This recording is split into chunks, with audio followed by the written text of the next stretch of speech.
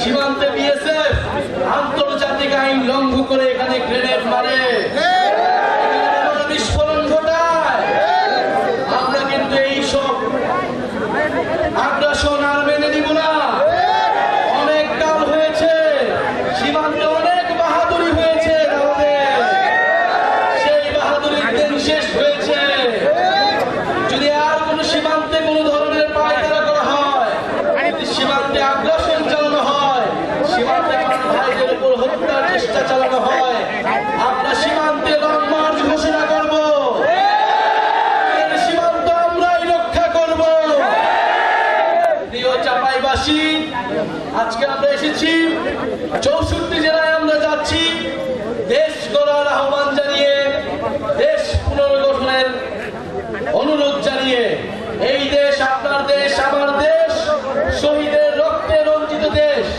প্রিয় এলাকাবাসী, আমরা আজকে এসেছি আপনাদের কাছে জুলাই গণ অভ্যুত্থানের বার্তা নিয়ে, যেই বার্তা একটা ইনসাফ ভিত্তিক রাষ্ট্র কায়েমের জন্য আমাদেরকে স্বপ্ন দেখায়, যেই বার্তা একটা বৈষম্যহীন বাংলাদেশের স্বপ্ন দেখায়। আমরা সেই বাংলাদেশের স্বপ্ন দেখি।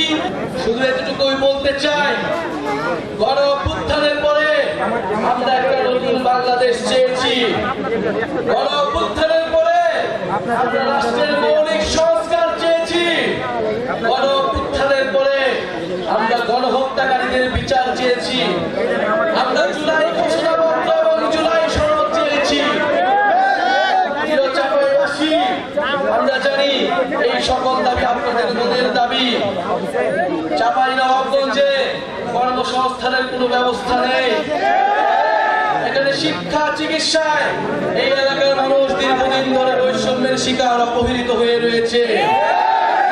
আমরা এই সকল বৈষম্য থেকে দূর হবে বাংলাদেশের সকল জেলা, সেই স্বপ্ন দেখি।